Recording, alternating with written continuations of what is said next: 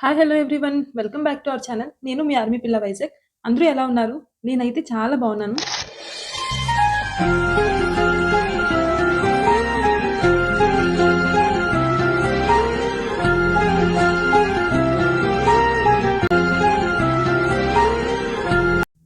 ఈరోజు మన వీడియో ఏంటంటే నేను చుట్టి వెళ్తున్నాననమాట. అదేనండోయ్ ఇంటికి వెళ్తున్నాను. యూనిట్ నుంచి అయితే స్టార్ట్ అయిపోయాను ఎయిర్‌పోర్ట్‌కి. యాక్చువల్‌గా మా యూనిట్ నుంచి కాన్వాయ్ వెళ్తుంది. బట్ క్యాంటీన్ కోసం అని చెప్పేసి మా యూనిట్ నుంచి వెహికల్ వెళ్తే అందులో నేను కూడా వెళ్ళిపోతున్నాను. స్టార్ట్ అయిపోయాం ఎర్లీ మార్నింగ్ 6కి. అండ్ ఎర్లీ మార్నింగ్ చూస్తున్నారు ఇక్కడ వ్యూ ఎంత బావుందో. సివిల్ రోడ్‌కొస్తే చాలు ఏదో కంప్లీట్‌గా నేను సివిలియన్ అయిపోయినంత హ్యాపీగా అనిపిస్తుందనమాట. అందులో నేను ఇంటికి వెళ్తున్నాం కాబట్టి ఇంకా ఫౌజీ గురించి అస్సలు మర్చిపోతాం కంప్లీట్‌గా. అండ్ మేమైతే బ్రేక్‌ఫాస్ట్ కోసం ఒక రెస్టారెంట్‌కైతే వచ్చాము. ఇక్కడ టైం ఇప్పుడు 7:30 అవుతుంది. అయినా గాని ఎక్కడ రెస్టారెంట్స్ కానీ, హోటల్స్ కానీ, చిన్న చిన్న రోడ్డు పక్కన టిఫిన్ బడ్డీస్ ఉంటాయి గదా! అలాంటి బడ్డీలు కూడా ఏం లేవనమాట. చాలా దూరం వచ్చాక ఈ ఒక్క రెస్టారెంట్ దొరికింది. అది కూడా అక్కడ టిఫిన్ అడిగితే ఇడ్లీ, దోస ఏమైనా ఉన్నాయా అడిగితే అలాంటివేమీ లేదు. పూరి అండ్ ఆలు పరోటా ఉందంటే అది తినేసి వాటితోనే అడ్జస్ట్ అయిపోయి నేను కూడా లంచ్‌కి కూడా అదే ప్యాక్ చేసుకొని స్టార్ట్ అయిపోయాను రిటర్న్ ఎయిర్‌పోర్ట్‌కి. అండ్ నాతో పాటు మన కర్ణాటక అన్నయ్య, ఒక అన్నయ్య వస్తున్నారు. తను ఇంకా ఇక్కడ మాతో మా యూనిట్‌లో ఉండే సారు, ఇంకా ఒక వేరే రెజిమెంట్ అతను కూడా వస్తున్నారనమాట. మేము ఆల్‌మోస్ట్ ఎయిర్‌పోర్ట్‌కైతే రీచ్ అయిపోయాం. ఇంతకీ ఎయిర్‌పోర్ట్ ఎక్కడుంది? ఏ స్టేట్‌లో ఉంది అని చెప్పలేదు కదా! ఈ ఎయిర్‌పోర్ట్ అయితే బాగ్‌డోగ్రాలో ఉందండి. బాగ్‌డోగ్రా వెస్ట్ బెంగాల్ స్టేట్‌లో అయితే ఉంది. అండ్ ఇది మా యూనిట్ నుంచి నాకు ఎంత టైం పట్టిందంటే మార్నింగ్ నేను 6కి, 6:30కి స్టార్ట్ అయ్యాను. రీచ్ అయినప్పటికి 8 అయిందనమాట. మాక్సిమం 2 ½ అవర్, 2 అవర్స్ పట్టింది. అది కూడా నేను జిప్సీలో వచ్చాను కాబట్టి ఫాస్ట్‌గా వచ్చేసాను. యాక్చువల్‌గా మా యూనిట్ నుంచి కాన్వాయ్ వస్తుంది. అది 6:30కి స్టార్ట్ అయ్యి 9 ఆ టైంకి అలా వచ్చేస్తుంది. బట్ కొంచెం ఎర్లీగా వస్తాను నేను. అండ్ ఇక్కడ బయట చూడండి ఎలా ఉందో. ఇక్కడ ఎప్పుడు బిజీగా ఉంటుంది ఎయిర్‌పోర్ట్ అని చెప్పేసి విన్నాను. ఎందుకలా బిజీగా ఉంటుందంటే ఇది టూరిస్ట్ ప్లేసెస్ ఎక్కువ కదా! ఇక్కడ డార్జిలింగ్, షిల్లాంగ్, సిమ్లా ఇలా చాలా టూరిస్ట్ ప్లేసెస్ ఉన్నాయన్నమాట.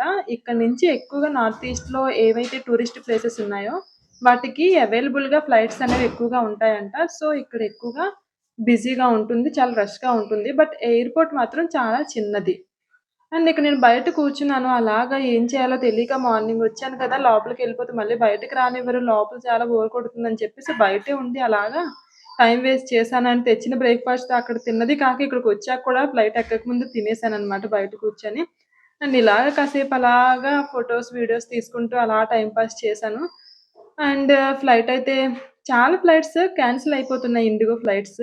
మంచి పని చేశాను. నేనెప్పుడు ఇండిగో ఫ్లైట్‌కే బుక్ చేసేదాన్ని. బట్ ఫస్ట్ టైమ్ నేను ఎయిర్ ఇండియా ఎక్స్‌ప్రెస్ బుక్ చేయడము. చూస్తున్నారు కదా ఎంత రష్‌గా ఉందో. నేనైతే లగేజ్ బ్యాగ్‌లో లిక్వర్ తెచ్చాననమాట. ఆ లిక్వర్ కోసము చాలా ఇబ్బంది పడ్డాను. వాళ్ళేం చేస్తారు, ఏమంటారని చెప్పేసి. బట్ నేను తెచ్చినవి 4 కాబట్టి నో ప్రాబ్లమ్. అండ్ గ్లాస్ ఐటెమ్స్‌కి వేరేగా మనకి ట్యాగ్ ఏస్తారనమాట. ట్యాగ్ ఏస్తే గ్లాస్ ఐటెమ్స్ ఉన్నాయని చెప్పేసి దాన్ని కొంచెం సేఫ్‌గా పెడతారు. అండ్ దిగినప్పుడు కూడా సేఫ్‌గా తీసుకొస్తారు. ఫైనల్లీ బోర్డింగ్ అయిపోయాను. బోర్డింగ్ అయిపోయిన తర్వాత లోపలికొచ్చాను. నా గేట్ నంబర్ ఎక్కడ? నేను ఎక్కడ కూర్చోవాలని చెప్పేసి వెతుక్కుంటూ చూస్తున్నారు కదా ఎయిర్‌పోర్ట్ ఎలా ఉందో. నాకైతే మన వైజాగ్ ఎయిర్‌పోర్ట్ చిన్నదున్నా గానీ నాకు బా నచ్చుతుంది. ఎందుకంటే ఖాళీగా, ఫ్రీగా, ప్రశాంతంగా ఉండొచ్చు. ప్రశాంతంగా వెళ్లి రావచ్చు కాబట్టి. ఇంతకీ మీలో ఎంతమందికి బాగ్‌డోగ్రా ఎయిర్‌పోర్ట్ తెలుసు? నాకు తెలిసినంత వరకు మన ఛానెల్‌లో కామెంట్స్ చేస్తున్నారు కదా! వాళ్ళలో చాలా మందికి బాగ్‌డోగ్రా ఎయిర్‌పోర్ట్ తెలుసని నేను అనుకుంటున్నా. అండ్ ఎంతమంది ఎయిర్ ఇండియా ఎక్స్‌ప్రెస్ ఫ్లైట్‌లో ట్రావెల్ చేశారో అది కూడా కామెంట్ చేయండి. నేనైతే ఎయిర్ ఇండియా ఎక్స్‌ప్రెస్‌లో ఫస్ట్ టైమ్ ట్రావెల్ చేయడము. ఎప్పుడు కూడా ఇండిగో ఫ్లైట్‌లో వెళ్ళడం, రావడం చేసేదాన్ని. బట్ ఫస్ట్ టైమ్ ఎందుకో నాకే తెలియకుండా ఎయిర్ ఇండియా ఫ్లైట్‌కైతే నేను టికెట్ చేసి దీనికి ట్రావెల్ చేయడానికైతే రెడీ అయ్యాను. బట్ నాకైతే చాలా ఎక్సైట్ అండ్ భయం కూడా ఎయిర్ ఇండియా. ఎందుకంటే లాస్ట్ టైము ఫ్లైట్ ఇన్సిడెంట్ జరిగింది కదా! అప్పటినుంచి నాకు ఎయిర్ ఇండియా ఫ్లైట్ ఎక్కడం అంటే చాలా భయమనమాట. మనకి ఏది ఎలా రాసిపెట్టుందో అలాగే జరుగుతుందని చెప్పేసి నేను దాన్నే నమ్ముతాను కాబట్టి ఎయిర్ ఇండియా ఫ్లైట్ బుక్ చేసుకున్నా. ఫైనల్లీ నేను ఫ్లైట్ అయితే ఎక్కబోతున్నాను. Air India flight first time. నా ఎక్స్‌పీరియన్స్ ఎలా ఉందో నేను షేర్ చేస్తాను. మీలో ఎంతమంది ఎయిర్ ఇండియా ఎక్స్‌ప్రెస్ ఫ్లైట్ ఎక్కారో మీరు కూడా కామెంట్‌లో చెప్పండి. అండ్ ఫ్లైట్ లోపల ఎలా ఉంది అని చెప్పేసి అది కూడా చూద్దాము. నాకైతే లాస్ట్‌లో వచ్చిందనమాట సీట్. బట్ నేను ఫ్రంట్ నుంచి ఎక్కుతున్నాను. సో, అందుకే చాలా లేట్ అయిపోయింది అక్కడికి వెళ్ళినప్పటికి. అందులోను మీకు వ్యూ కూడా చూపించడానికి నాకొక మంచి అవకాశం దొరికిందనమాట. బికాజ్ నేను ఫ్రంట్ నుంచి ఎక్కుతున్నా కదా! లాస్ట్‌కి వెళ్ళినప్పటికి క్లియర్‌గా కనిపిస్తుంది కాబట్టి. నేను ఇప్పుడు అసలు ఇంటికి వెళ్ళడానికి రీజన్ ఏంటంటే, మా ఊర్లో ఒక ఫెస్టివల్ అండి. నూకాలంతల తీర్థం అనమాట. ఈ ఫెస్టివల్ అంటే నాకు చాలా ఇష్టం. నాకున్న తక్కువ లీవ్స్‌లోని నేను లాస్ట్ ఇయర్ కూడా ఇదే ఫెస్టివల్ కోసం లీవ్స్ అయితే ఉంచాను. బట్ నేను ఆర్మీ డే పీరియడ్‌కైతే వెళ్ళాను. దానివల్ల నాకు లీవ్ అయితే దొరకలేదు. వెళ్ళలేదు లీవు. చాలా బాధపడ్డాను. బట్ ఇయర్ ఎలా అయినా సరే వెళ్ళాలని మళ్ళీ లీవ్ అయితే ఇయర్ ఎండింగ్ వరకు ఉంచాను. ఫైనల్లీ లీవ్‌కైతే వెళ్ళాను. అడ్వాన్స్ లీవ్ కూడా తీసుకొని వెళ్ళాననమాట.